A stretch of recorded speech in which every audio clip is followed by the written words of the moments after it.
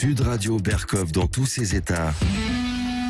Le face-à-face. Le face-à-face du mercredi 8 février dédié au professeur Montagnier avec Ali Benouari, le président de la Fondation Luc Montagnier, et le docteur Gérard Guillaume. Bonjour. Bonjour. Alors bonjour à vous, bonjour à docteur Gérard Guillaume qui est avec nous en studio et bonjour à Ali Benouari, à monsieur Ali Benouari qui lui est à Genève, qui est président de la Fondation Luc Montagnier.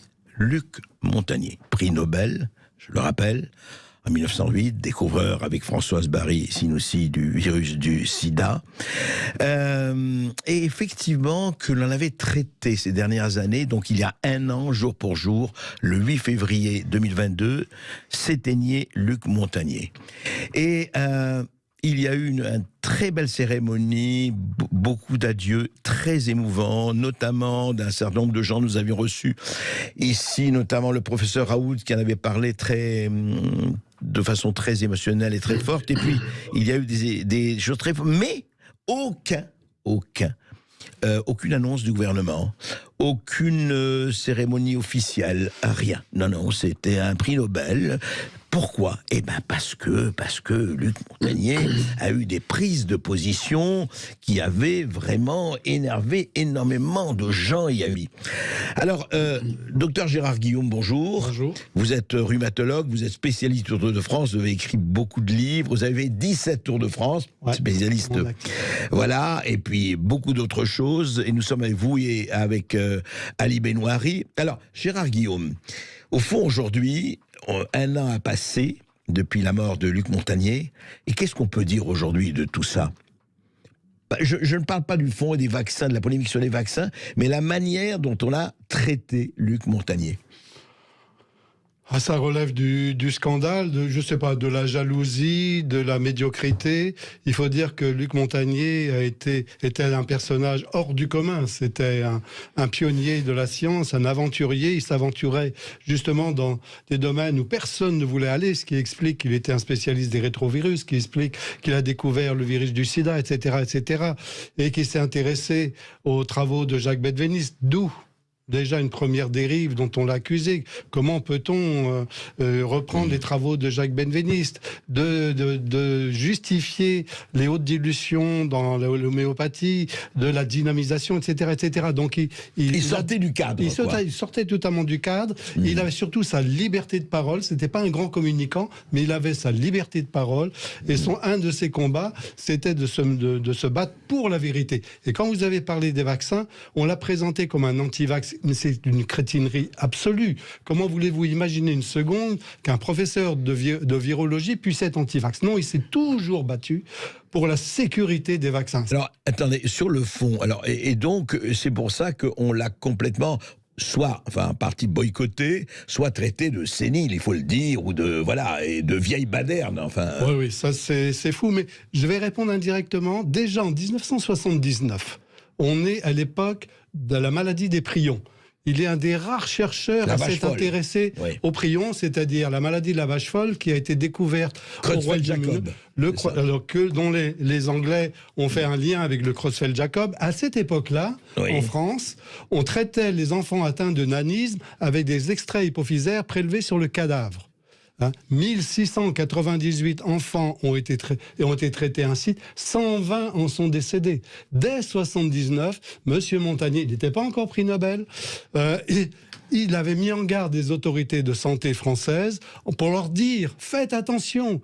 qu'on trie sérieusement les donneurs d'hypophyse, qu'il faut faire très très attention. On ne l'a ni entendu, ni écouté.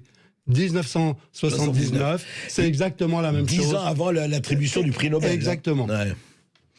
Écoutez, on va parler de tout ça, notamment avec aussi monsieur Benouari. On se retrouve juste après une petite pause et un peu avec les auditeurs de Sud Radio, bien sûr. Oui, vous avez la parole au 0826 300 300. On vous attend sur Sud Radio. À tout de suite.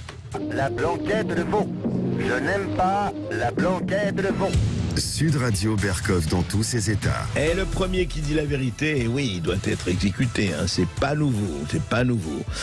Et nous sommes donc avec le docteur Gérard Guillaume, rhumatologue, spécialiste du Tour de France, médecin, et nous sommes aussi avec monsieur Ali Benouari, président de la Fondation Luc Montagnier, ex-ministre algérien. Bonjour Ali Benouari. Bonjour Monsieur Berkoff, et merci de m'inviter. Mais écoutez, c'est très intéressant que vous ayez créé, vous ayez contribué à créer, fonder justement cette fondation Luc Montagnier. Je voulais vous demander d'abord, comment vous avez connu Luc Montagnier et comment surtout, qu'est-ce que vous avez senti enfin, du personnage? Racontez-nous. Je l'ai rencontré un peu par hasard, un ami me l'a présenté, peu après l'obtention de son prix Nobel. Oui. J'appréhendais beaucoup cette rencontre, de rencontrer un personnage aussi immense, aussi illustre, moi qui était loin des milieux scientifiques, mais le courant est passé très vite. Sa simplicité, sa modestie m'ont amené à me livrer franchement, à lui dire, écoutez, monsieur le professeur, j'admire beaucoup ce que vous faites, mais je pense peut-être un peu plus que vous à l'avenir de vos recherches. C'est vrai qu'il était assez âgé. Et je lui ai d'emblée proposé de créer une fondation qui porterait son nom et qui perpétuerait un peu son nom et ses travaux. Et il a adhéré très vite. Il m'a juste dit, monsieur Benoîry, ça coûte combien? Je lui ai dit, pas grand-chose, mais enfin, quand on lui dit pas grand-chose, lui...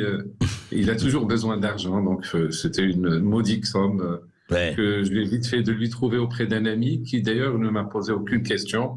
Pour la science, il m'a dit aucun souci, donc je lui ai dit professeur, c'est pas avec mon argent, mais c'est un ami, voilà, un mécène qui pourrait financer ça. Il m'a dit allez-y. Il m'a fait les papiers et puis on a fait cette fondation. Et que fait cette fondation? Vous avez un laboratoire ou aujourd'hui c'est... Oui. Oui. Évidemment, cette fondation avait besoin d'argent, surtout pour monter un laboratoire. D'accord. Le défi, c'était celui-là, monter un laboratoire qui lui permettrait de mener à bien ses recherches qui sont complexes. Aujourd'hui, le laboratoire est prêt, il a commencé à travailler. Le décès du professeur, avec le Covid aussi, a interrompu momentanément les travaux. Et aujourd'hui, tout le monde autour du professeur Montagnier se félicite de l'existence de cette fondation, puisque, encore une fois, c'est la seule qui porte son nom et qui, donc, a l'ambition... Et est-ce qu'elle va aider des chercheurs? Elle va contribuer à ce que le laboratoire accueille des chercheurs et qu'on continue ce qu'il a fait, enfin, en tout cas, d'une manière ou d'une autre? Tout à fait, c'est le but et c'est ce à quoi nous nous employons, parce que maintenant qu'il n'est plus là, les choses sont un peu plus difficiles, mais il jouit de l'estime de beaucoup de scientifiques qui aujourd'hui se rassemblent autour de la fondation pour précisément réaliser ce but qui lui était cher, y compris donner des prix, encourager la recherche, encourager des chercheurs, au-delà du travail de laboratoire. C'est ça, et continuer les recherches et toutes les recherches. Ali Benoîry, on a discuté, préparé cette émission, on a juste discuté brièvement hier, et vous m'avez raconté quand même un épisode qui était, je dirais, assez tristement caractéristique au moment de sa mort, où pendant 24 heures, personne n'avait évoqué, n'avait su que Luc Montagnier était mort, et que vous avez dû vous-même intervenir. Racontez-nous. Oui, peu après, d'ailleurs, le docteur Gérard Guillaume, qui a passé l'information, je crois, à travers votre antenne, mais personne n'y croyait véritablement. Et devant ce silence, j'ai pris l'initiative d'appeler l'AFP. Et ce n'était pas une sinécure. L'AFP Genève ne répondait pas. J'ai appelé l'AFP Paris, je suis tombé sur une réceptionniste. Je lui annonce la nouvelle. Elle me dit, ça tombe bien parce qu'il y a toute une équipe qui est en train de faire des investigations pour vérifier s'il était vraiment décédé. Alors, je décline mon identité, je lui dis, voilà, je vous confirme qu'il est bien décédé. Elle m'a dit, mais je ne peux pas vous passer, je ne peux vous passer personne. Ils sont en train de chercher. Je lui dis, mais madame, je vous apporte l'information de sources certaines, fiables. Elle m'a dit, je ne peux vous passer personne. Je lui dis, mais madame, pas pour rigoler, mais devant cette chose extraordinaire, je lui dis, madame, si je vous appelle ou si quelqu'un vous appelle pour vous annoncer la mort du pape, est-ce que vous le prendrez? Et qui vous dit, j'ai des preuves. Bref, ça faisait pas très sérieux, donc j'ai dû aller sur le site de l'AFP et j'ai inséré quand même, j'ai pu trouver l'endroit où insérer le texte en donnant pour preuve l'endroit où il était décédé, c'est-à-dire l'hôpital américain de Neuilly. Et je pense que c'est après ça que son décès a été validé, mais c'est proprement incroyable, n'est-ce pas, ce que je dis là. Ouais. Docteur Guillaume peut le confirmer. Oui, on en parlera avec Docteur Guillaume, mais Ali Benoîri, mais ça en disait long peut-être, ou ça en dit long sur la manière dont on traitait dans les dernières années, et vous avez dû le constater, puisque ici il y a 10 ans, le professeur Montagnier, on dit oui, il a été très bien, il a fait des choses, les prions, le sida, tout ça, mais aujourd'hui il raconte n'importe quoi. On a l'impression qu'il y avait vraiment une espèce de, enfin en partie, heureusement, un consensus en disant oui, bah, il a vieilli, et voilà. Est-ce que vous avez senti ça vous-même? Bien sûr, mais surtout dans son pays, la France, pas ailleurs. Ouais. Et partout où il allait, en Chine, en Australie, au Moyen-Orient, il était très bien accueilli. Et ça il en souffrait un peu, que dans son propre pays, il n'est pas loin d'avoir la reconnaissance qu'il méritait, au-delà du Nobel, bien sûr. Bien sûr. Il souffrait du manque de reconnaissance dans son propre pays. On va continuer à en parler après cette petite pause de Luc Montagnier avec vous et avec Ali Benoîri.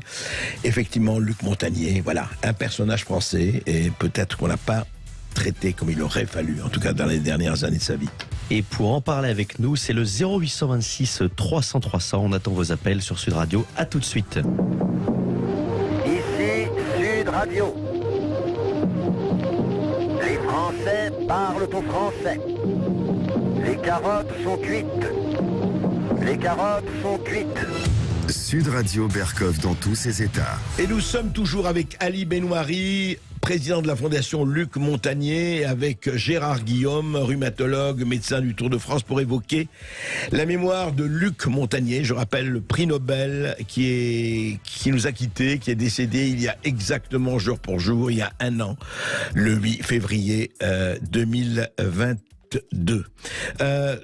Justement, on parlait de tout ça. D'abord, Ali Benoîri, je voudrais vous demander, vous l'avez donc côtoyé, je voudrais le caractère de Montagnier. Il était comment? Vous l'avez connu, effectivement, il était plus jeune, c'est le moins que l'on puisse dire, mais est-ce qu'il était encore très vif, très actif, Ali Benoîri?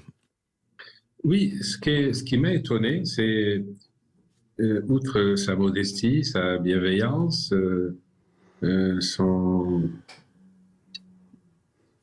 sa tolérance, son extrême tolérance, même si ça n'a pas grand-chose à voir avec ses recherches, mais je l'ai vu dans plusieurs postures, je l'ai vu dans plusieurs situations, avec des gens de tout métier, toutes sortes de responsabilités.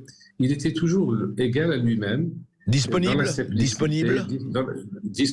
mais totalement disponible. Je l'ai vu, les seuls moments où je l'ai vu énervé, légèrement angoissé, je dirais, c'est devant l'incompréhension suscitée par ces recherches, le parti pris d'une certaine presse. Ça le touchait beaucoup, mais pas plus que ça. Pas plus que ça. Ça ne le détournait pas, au fond, de sa mission, qu'il considérait comme une mission prioritaire. Voilà. Je l'ai côtoyé depuis 2008, fin 2008, peu après son Nobel, jusqu'à son décès, jusqu'à la veille de son décès, puisqu'il m'avait appelé tard la nuit pour me dire qu'il se sentait mal. Et il demandait si je pouvais joindre ses enfants pour venir le chercher, l'emmener à l'hôpital, bref. Mais c'est un personnage extrêmement sympathique, curieux de tout, qui de politique, j'allais dire, de sport, un homme normal en quelque sorte, qui, alors qu'on s'attend en général à le voir davantage parler de ses recherches, parler de questions scientifiques. Non, il était curieux de tout, affable, et puis ses yeux pétillaient d'intelligence. Je ne peux pas m'empêcher de parler en lui avec beaucoup d'émotion. Beaucoup d'émotions. Oui, mais on le comprend, justement, Gérard Guillaume, par rapport à la politique au sens large du terme, quels étaient ses rapports avec l'autorité, en fait l'autorité de l'administration, parce que il a été à Pasteur, il a été à l'Institut Pasteur pendant très longtemps. Ensuite, je me rappelle des discussions quand il avait atteint l'âge de la retraite, et alors dans cette douce France que nous aimons tous, on a dit l'âge de retraite, il faut se retirer. Il a dit mais vous savez, je suis encore capable de travailler, et il est parti aux États-Unis, en Chine, etc. Racontez-nous, c'est quand même là aussi c'est un épisode assez significatif de la manière dont on traite certains de nos chercheurs. Ah oui, mais ça, c'est pas spécifique à Luc Montagnier, mais c'est évident. Donc, à l'âge de la retraite, il a été nommé professeur émérite, mais pas le droit d'ouvrir un labo en France. Donc, il a été hébergé. Pas le droit d'ouvrir un labo en France. Non. Pourquoi? C'est la loi? Non, mais c'est intéressant. Il avait 65 ans, c'est ça? Oui, tout à fait. C'est ça. Et donc, il est parti aux États-Unis. Il a eu la direction d'un labo de biologie moléculaire. Il a mené ses recherches là-bas. Et après, justement, c'est quand il a été attaqué, en particulier à cause de sa proximité avec Jacques Benveniste, il est parti à Jiaotong, à Shanghai, pour travailler sur les nanostructures, pour éventuellement, les Chinois surtout attendaient de lui qu'il travaille sur la mise au point du vaccin contre le VIH, etc. Donc, il n'avait pas une grande estime pour les autorités politiques, parce qu'il avait déjà été berné. Ça, c'est un épisode que très peu de gens connaissent. Il avait été contacté par Sarkozy, qui lui avait promis monts et merveilles, et dont il n'a jamais tenu parole quand il a été élu président, par exemple. Donc voilà. Oui, donc il n'avait pas une grande affinité avec les autorités politiques ou le pouvoir. C'était un homme du peuple, hein, quand on le voyait. C'était un homme ordinaire, extraordinaire. C'est ça qui était assez étonnant, c'est que jamais on imaginait que ce petit bonhomme-là était ce personnage, quoi. Et il avait une chose extraordinaire, de même que j'ai dit qu'un de ses combats, c'était de se battre pour la sécurité des vaccins, un de ses autres combats, c'était de dire que quand un fait contredit une théorie, c'est la théorie qu'il faut supprimer et il faut creuser le fait. Et c'est comme ça qu'il a fait toutes ces découvertes. Très important. Il faut le rappeler pour tout. Pour tout, exactement. Quand un fait contredit une théorie, c'est la théorie qu'il faut contester. Exactement. Et à bon entendeur, salut sur tous les fronts que nous avons en ce moment. Oui, ça on peut l'étendre. Et dites juste un mot là-dessus. Est-ce qu'il était, comment dirais-je, est-ce que c'était quelqu'un, au fond, il a jamais baissé les bras, même après, où il s'est dit, mais attendez, mais non, ça va, j'ai fait ce que j'avais à faire, j'ai fait un certain nombre de découvertes et de travaux, mais non, je me repose. Il s'est pas reposé jusqu'à la fin. Non, j'ai l'exemple d'un séminaire auquel on a participé ensemble à Bourbon-l'Archambault. Il était dans un état pitoyable. Il se promenait en chaise longue, etc. En chaise roulante, pardon. Et on lui a dit, Monsieur Montagnier, c'est pas sérieux, quoi, de venir, etc. Non seulement c'est pas sérieux de venir, mais le lendemain même, il prenait l'avion pour aller aux États-Unis pour continuer ses travaux et tout ça. Et c'est ça qui l'a tué. Il a fait 3 ou 4 accidents cardiovasculaires. Le dernier a été fatal, etc. Mais je l'ai accompagné jusqu'au dernier jour. Donc j'étais au courant de tout.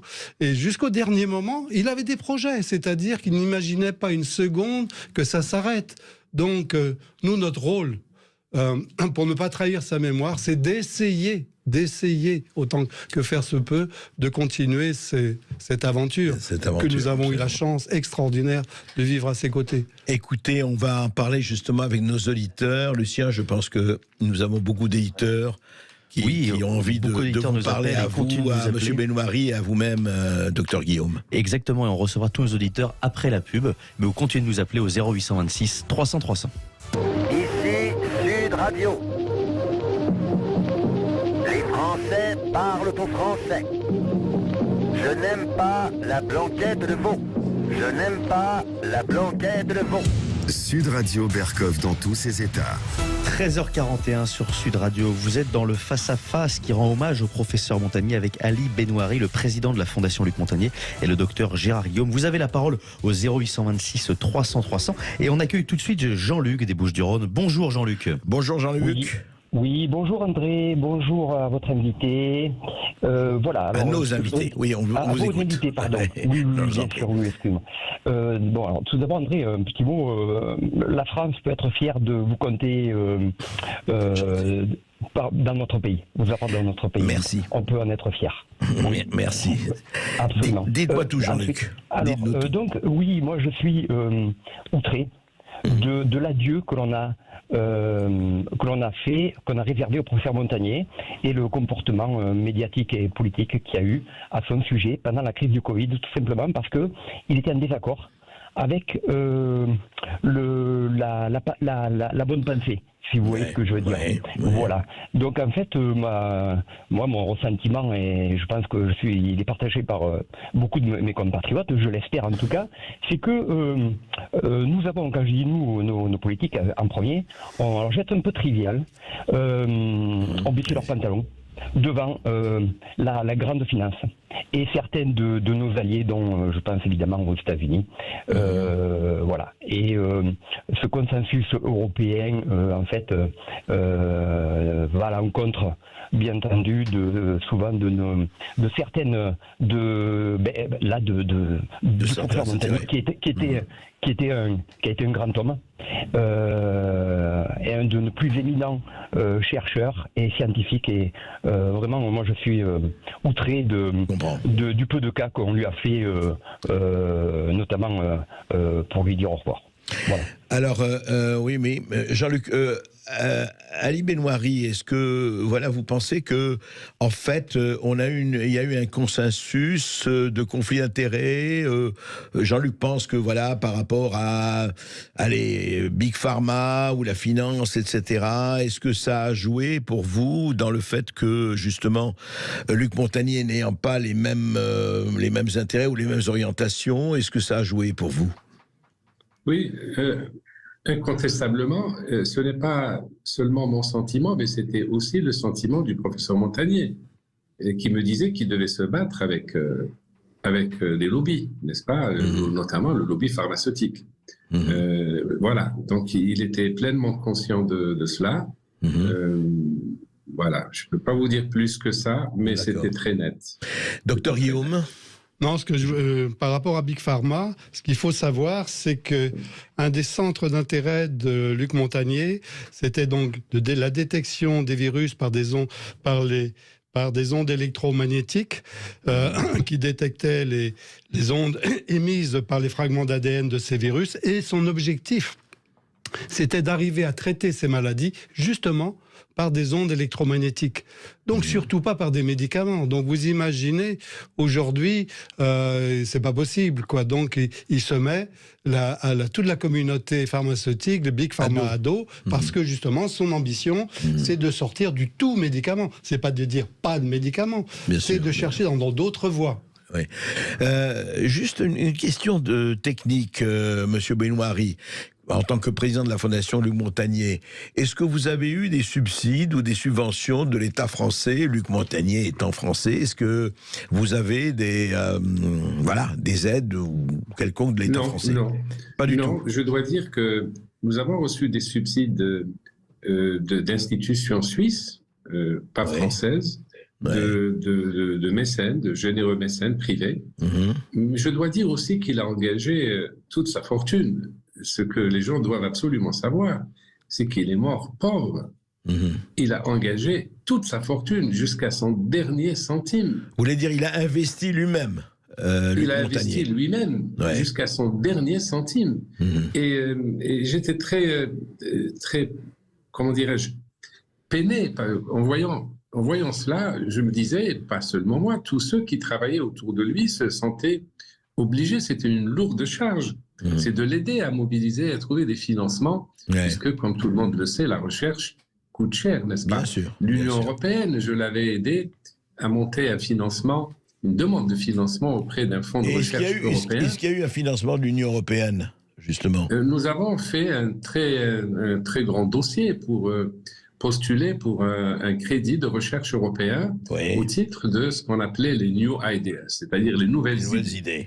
Autrement dit, les idées les plus téméraires, il y avait beaucoup d'argent, des centaines de millions d'euros pour ça, Le dossier était bien ficelé et à notre grande surprise, le comité de sélection avait refusé en disant qu'il n'était pas convaincu. Et le professeur était absolument choqué en disant mais c'est précisément le but de ce fonds de recherche, c'est de financer tout ce qui était exploratoire, tout ce qui était nouveau. Et il m'avait dit le jour où il a eu la réponse signée par un chercheur, c'était un comité de 3 personnes. C'était quand ça, monsieur Benoît?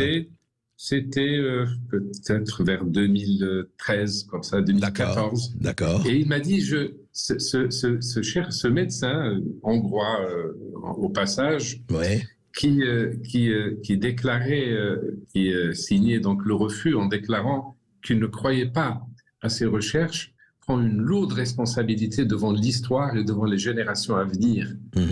Et il était choqué de ce que, justement, on ne respecte même pas le but même de ce budget de recherche, qui était d'investir dans des recherches précisément aléatoires, mais qui étaient...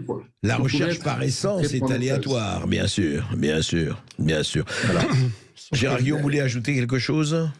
Sauf que lui, c'était un chercheur qui trouvait, à la différence de beaucoup d'autres. Non, je voulais juste répondre à votre auditeur, de dire que effectivement, M. Montagnier n'a pas eu le droit à l'hommage national auquel il aurait eu le droit, c'est-à-dire n'étant ni chanteur ni comédien. En revanche, il a eu l'hommage du peuple. Et ça vaut... Oui, il faut rappeler quand même, au Père-Lachaise, il y avait un monde extraordinaire. En plus, il pleuvait, il faisait un temps épouvantable. Et tout le monde était là. Et ça, c'est le plus bel hommage qu'on pouvait lui rendre. Lucien.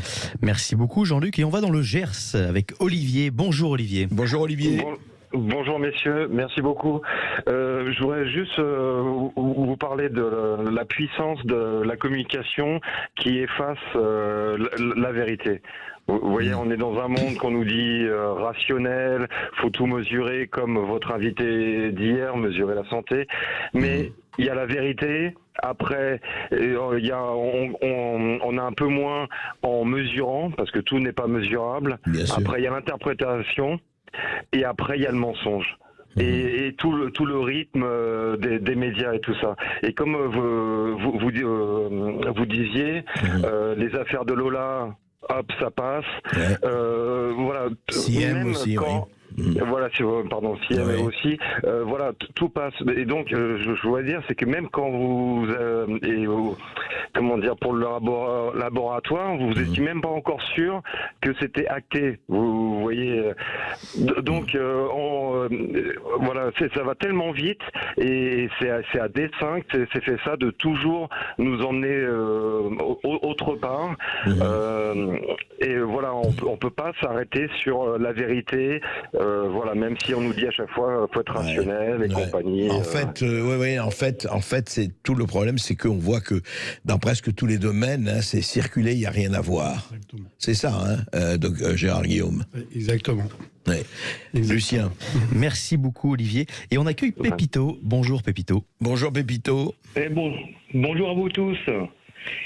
Et moi, ma question est très, très simple, parce que dans les médias mainstream, on détruit les meilleurs professeurs qu'on a en France, comme le professeur Toussaint, Perron, Raoul, Luc Montagnier. On les met plus bas de terre, on les muselle, mais qu'est-ce qu'il y a derrière? Est-ce que c'est de la jalousie envers des professeurs qui sont incompétents, comme les médecins de plateau, ou est-ce que c'est des lobbies pharmaceutiques comme Big Pharma, Bill Gates, tout ça, qui veulent nous imposer des médicaments qui sont pas sûrs, comme le pharmacien là qui a été pas suspendu, mais a été mis à part parce que il n'était pas d'accord avec ce vaccin. Oui, Aminou Mlil, nous avons reçu il y a 2 jours. Voilà. Et c'était la question. Est-ce que vous pensez qu'il y a quand même de leur part quelque chose derrière qui ils ne veulent pas valoriser nos meilleurs professeurs qui mériteraient de passer sur les médias mainstream et de le laisser parler jusqu'au bout sans leur couper la parole, comme fait M. Berkoff. J'adore cette émission parce que M. Berkoff ne coupe pas la parole pour rien. Voilà, c'était ma question. Merci. Alors, justement, qui vous répond? Ali Benoîri, Gérard Guillaume? Je peux répondre. Allez-y, Gérard Guillaume. Parce que, non, il faut dire juste quand même un bémol, il y a quand même des bons et des grands professeurs qui ne sont pas tous, je dirais, excommuniés ou marginalisés. Ça existe aussi. Quand même. Ça, c'est sûr, c'est vrai. Mais ces gens-là ne vont jamais contre la doxa. Le problème avec Didier Raoult, avec Christian Perron, avec Luc Montagnier, c'est qu'ils allaient contre les idées reçues. Ils n'étaient pas là pour être le porte-parole du gouvernement. Et c'est vrai qu'on peut imaginer quelque part, il y a de la jalousie de toute façon. Je dirais même à l'inverse, pour faire un jeu de mots, le complot, ça vient d'eux. C'est eux qui sont complotistes, justement en ne reconnaissant pas. Eux, complotistes et comploteurs. Voilà, les comploteurs, exactement. Oui, vous voulez dire qu'en fait, ce que vous voulez dire, c'est que toute pensée, toute recherche, toute démarche qui ne s'inscrit pas dans le camp du bien ou la pensée reconnue doit être combattue, quoi, par eux. Ils sont à l'inverse de ce qu'on attend de l'évolution. Je veux dire qu'en pensant comme tous ces gens-là, on en serait encore à Cro-Magnon, c'est-à-dire qu'on n'aurait jamais rien remis en question. Et c'est pour ça d'ailleurs que je pense que si un jour il y avait une réédition du livre Les Découvreurs de Borstein, là, qui parle de toute cette évolution des idées qui ont été combattues tout le long des siècles, je pense que M. Montagnier doit en faire partie, tout comme il doit être au Panthéon demain. Oui. Ali Benouari, qu'est-ce que vous pensez, d'ailleurs, même dans votre domaine, dans les autres? Effectivement, est-ce que quand on sort, et c'est encore une fois, ce n'est pas nouveau, ça existe depuis des décennies, voire des siècles, est-ce que quand on sort, d'ailleurs, Galilée, hein, on peut citer des centaines, et pourtant elle tourne, dès qu'on sort des passages cloutés ou encore une fois de la vue officielle, eh ben, on est très très mal vu. Oui, le professeur lui-même me disait qu'il creusait un sillon irrigué par la culture du doute scientifique. Et il me disait aussi qu'il assumait pleinement la controverse. Ça ne lui faisait pas peur, parce que pour lui, la controverse n'est pas un but en soi, mais un moyen de faire jaillir la lumière. Oui, et effectivement, la controverse et le doute. Non, mais la science, c'est bien la controverse et le doute. Ce n'est pas un étalage de certitude qui continue et qui se développe, quoi. Mais juste une chose, au fond, aujourd'hui, je voudrais poser la question, quel est l'héritage de Montagnier? Je veux dire par là que, bon, en virologie, tout ça, et heureusement, les recherches continuent et plus que jamais, mais je dirais qu'on est aujourd'hui, enfin, on peut l'espérer, dans le post-Covid, ou en tout cas, les 15e ou 16e vagues qu'on nous promettait et les centaines de variants, on a l'impression que c'est quand même un peu derrière nous, enfin on l'espère en tout cas. Mais qu'est-ce qui restera de tout ça? Et qu'est-ce que le legs de Montagnier, c'est quoi? Si je peux répondre, je peux essayer de répondre. D'abord, c'est d'avoir des jeunes chercheurs qui nous rejoignent et à qui on permette d'exploiter au maximum leur curiosité et surtout de sortir des sentiers battus pour justement faire avancer la recherche, de ne pas être des fonctionnaires de la recherche, mais des aventuriers de la recherche. C'est ça, c'était son esprit. Quand je vous ai dit tout à l'heure, quand les faits contredisent une théorie, c'est la théorie qu'il faut foutre en l'air. Ben là, c'est pareil. Ce qu'on attend de jeunes chercheurs, d'abord qu'ils nous rejoignent et que j'espère qu'on leur influera cette pensée. Mais bon, des Montagniers, il y en a pas des 100, hein. Non, c'est clair. Ça, c'est le problème. Ali Benouari, cette fondation, elle continue plus que jamais? La fondation Montagnier? Oui, tout à fait. Elle se repose d'ailleurs aujourd'hui sur deux piliers. Le premier, c'est le comité scientifique que nous venons de mettre en place, que préside justement le docteur Gérard Guillaume. Vous avez omis de le signaler, ou il a omis de vous le dire. Ce comité scientifique, évidemment, c'est lui qui va tracer les axes, définir les axes de recherche, n'est-ce pas, futurs, dans le sillage, évidemment, de ce que le professeur Montagnier a laissé. Et le deuxième pilier, c'est le laboratoire qui est là et qui est équipé pour, précisément, continuer la mise au point des tests de diagnostic des maladies auxquelles il s'intéressait, les maladies chroniques, les maladies neurodégénératives, Parkinson, Lyme, l'autisme, et plein de maladies qui aujourd'hui n'ont pas trouvé de remède. mais la maladie... Toutes ces maladies chroniques, notamment. Chroniques, tout à fait. Une médecine préventive est le but ultime de ces recherches.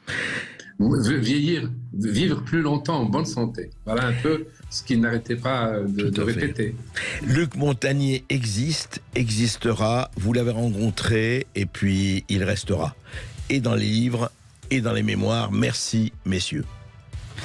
Merci à Ali Benouari, le président de la Fondation Luc Montagnier, et merci au docteur Gérard Guillaume pour cette émission spéciale dédiée au professeur Montagnier. Tout de suite, l'émission de Brigitte Lahaye. À tout de suite sur Sud Radio.